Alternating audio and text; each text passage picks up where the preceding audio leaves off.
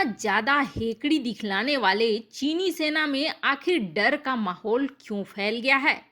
क्यों डर गए हैं चीनी सैनिक? उनके डर को दूर करने के लिए चीन क्या कोशिशें कर रहा है? फिर भी चीनी सैनिक मान नहीं रहे हैं। वहीं दूसरी तरफ पाकिस्तान को 450 बिलियन डॉलर का बड़ा वाला झटका लगा है। यह झटका किसने दिया है?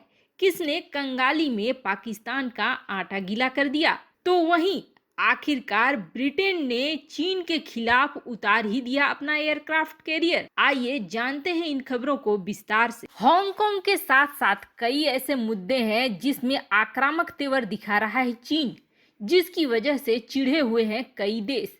और अब चीन को सबक सिखाने के लिए ब्रिटेन एक्शन वाले मोड में आ गया है। वैसे आपको बता दें, चीन के ऊपर कार्रवाई के संकेत ब्रिटेन से कई महीनों से मिल रहे थे, लेकिन पहली बार ऐसा हुआ है जब खुद पीएम बोरिस जॉनसन ने ऐलान कर दिया है, जो कि ब्रिटेन का यह कदम चीन को एक साफ संकेत है। हाल के दिनों में हांगकांग को लेकर चीन और ब्रिटेन में काफी जुबानी जंग देखने को मिली है। इसके बाद अब वहां के पीएम बोरिस जॉनसन ने ये ऐलान कर दिया है कि आने वाले कुछ महीनों में ब्रिटिश नेवी अपने सबसे बड़े aircraft carrier HMS queen Elizabeth को अपने पूरे फ्लीट के साथ एशिया में चीन के नजदीक तैनात करेगी। यह एयरक्राफ्ट कैरियर साउथ चाइना सी में जारी तनाव के बीच अमेरिका और जापान की सेना के साथ अभी इस इलाके में बड़े पैमाने पर युद्धाभ्यास भी करेगी। आपको बता दें, इस स्ट्राइकर ग्रुप में F-35B लाइटनिंग फाइटर जेट के 2 स्क्वाड्रन हैं, स्टेल्थ लड़ाकू विमान हैं, 2 टाइप 45 श्रेणी के डिस्ट्रॉयर हैं, 2 टाइप 23 फ्रिगेट हैं, 2 टैंकर हैं और हेलीकॉप्टर्स का बड़ा बेड़ा है। माना जा रहा है कि इसके चीन के नजदीक होने के कारण दोनों देशों के बीच तनाव और भी ज्यादा गहरा सकता है। वही चर्चा यह है कि यहाँ पर एक बड़ा युद्धाभ्यास किया जाएगा, जिसमें ऑस्ट्रेलिया और कनाडा को भी बुलाया जाएगा। आपको बता दें, इन दिनों इन देशों से भी चीन के संबंध काफी निचले स्तर पर चले गए हैं। ब्रिटिश प्रधानमंत्री बोरिस जॉनसन ने एक ऑनलाइन भाषण में कहा है कि अगले साल एचएमएस क्वीन एलिजाबेथ 2 दशकों के लिए हमारी सबसे महत्वाकांक्षी तैनाती पर भूमध्य सागर, हिंद महासागर और पूर्वी एशिया जाएगी। उन्होंने कहा है कि इस दौरान यह एयरक्राफ्ट कैरियर ब्रिटिश और गठबंधन सेना को जरूरी सहायता भी उपलब्ध कराएगी। वैसे आपको बता दें, जिस तरह से चीन और भारत के बीच इस वक्त तनाव चल रहा है, क्वीन एलिजाबेथ की तैनाती भारत को एक सबल सहायता प्रदान करेगी। ऐसा माना जा रहा है कि भारत के साथ ब्रिटेन अपने खड़े होने की सबूत दे रहा है एलिजाबेथ को तैनात करके। वहीं दूसरी तरफ पाकिस्तान को 450 बिलियन डॉलर का बड़ा वाला झटका लगा है।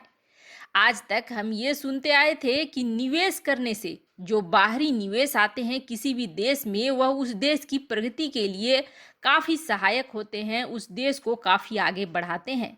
लेकिन पाकिस्तान के हालात ऐसे हैं इस वक्त कि पाकिस्तान में खुद रोजी रोटी तक की ही दिक्कत नहीं हो रही है, बल्कि जिन आतंकवादियों को पाल पोस कर बड़ा करा था पाकिस्तान ने, अब खुद उसके ही देश को खाना शुरू कर चुके हैं। ऐसे में अब तक जितनी भी इन्वेस्टमेंट पाकिस्तान में हुई है, वो इन्वेस्टमेंट खतरे में पड़ गई है।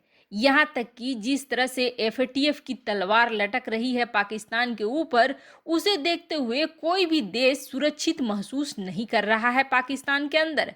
हालात ये हो गए हैं कि जिस विदेशी निवेश के बल पर थोड़ी बहुत रोजी रोटी चल रही थी पाकिस्तान की, अब कंपनियों ने अपने बचे खुचे निवेश को लेते हुए भागने में भलाई समझ रहे हैं। यही वजह है कि कई कंपनियों ने अब यह तय करा है कि उनके पास जितने निवेश बचे हैं उनको लेकर वो वहां से निकल जाएं। वैसे आपको बता दें, चीन ने भी कुछ इसी तरह का निर्णय सीपेक को लेकर लिया है, जिसकी वजह से सीपेक का प्रोजेक्ट भी लटक गया है। जहां पर विद्रोहियों की वजह से सीपेक प्रोजेक्ट में समस्याएं खड़ी हो रही हैं, तो वहीं अब आम कंपनियां भी अपने आप को पाकिस्तान में सुरक्षित नहीं मान रही हैं। यही वजह है कि निवेशक जो पहले से निवेश कर चुके थे, वो भी अब अपनी बची हुई राशि के साथ पाकिस्तान से किसी भी तरीके से निकलने के लिए उतारू हैं, जो कम से कम 450 बिलियन डॉलर का झटका पाकिस्तान को देगा। ऐसी गिरती हुई अर्थव्यवस्था के बीच इतनी बड़ी झटका पाकिस्तान को कभी भी खड़ा नहीं होने देगा। तो दूसरे शब्दों में कहें तो पाकिस्तान अब बिल्कुल दिवालिया होने के कगार पर खड़ा है, और दिवालिया होने का मतलब है कि वह चीन के अधीन चला जाएगा।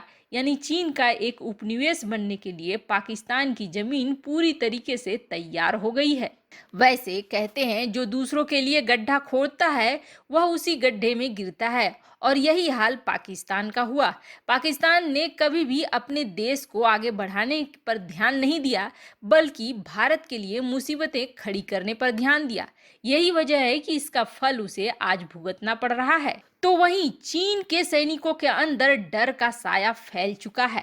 चीनी सैनिक पूर्वी लद्दाख सेक्टर के भीषण ठंड को जहां एक तरफ बर्दाश्त नहीं कर पा रहे हैं, उन्हें फॉरवर्ड पोजीशनों पर जो आगे की चौकियां हैं उन पर दैनिक आधार पर रोटेट किया जा रहा है, जबकि भारतीय सैनिक उन्हीं जगहों पर लंबे समय से डटे हुए हैं।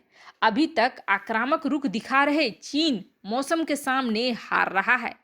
समाचार एजेंसी एनआई के अनुसार एक सरकारी सूत्र ने बताया है कि एलएसी पर अग्रिम चौकियों पर तैनात हमारे सैनिक अपने स्थानों पर चीनी सैनिकों की तुलना में ज्यादा लंबे समय तक रह रहे हैं।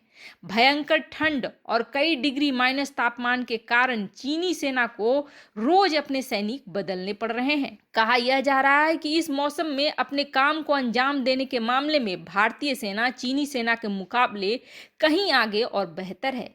इसके पीछे कारण यह है कि बड़ी संख्या में भारतीय सैनिकों को पहले ही लद्दाख सेक्टर में काम करने का अनुभव है। इसमें सियाचिन ग्लेशियर और अन्य अधिक ऊंचाई वाले स्थान में भी काम करने वाले सैनिक मौजूद हैं। जैसे तैसे करके चीनी सैनिकों ने जो कुछ सामरिक चोटियों पर तैनाती कर ली थी, कब्जा कर ली थी, अब वहां यह देखा जा रहा है कि वो बार बार अपने सैनिकों को बदल रहे हैं। फिलहाल दोनों देशों के बीच सीमा विवाद हल करने के लिए बातचीत का दौर चल रहा है। अभी तक दोनों पक्षों के बीच कमांडर स्तर की वार्ताओं के 8 दौर पूरे हो चुके हैं। दोनों देशों के बीच बातचीत सैन्य और राजनीतिक माध्यमों से हो रही है। हालांकि अभी तक कुछ पॉजिटिव दिखने को नहीं मिला है, लेकिन इतना जरूर तय है कि जिस तरह के दिखावे चीन कर रहा था कि उसने इलेक्ट्रॉनिक उपकरण दे दिए हैं, टेंट लगवा दिए हैं, गरम गरम खाना मिल रहा है, वो सारी चीजें बेकार होती हुई दिख रही हैं। क्योंकि जब ऐसी स्थिति में भी चीनी सैनिकों को बदलने की नौबत आ रही है, तो इसका सीधा सीधा अर्थ है कि वह मौसम की मार झेल नहीं पा रहे हैं। वैसे आपको क्या लगता है, क्या चीनी सैनिक लंबे समय तक वहां टिक पाएंगे? कमेंट कर अपनी राय जरूर बताएं। जल्द मिलते हैं अगले वीडियो में नई खबर के साथ।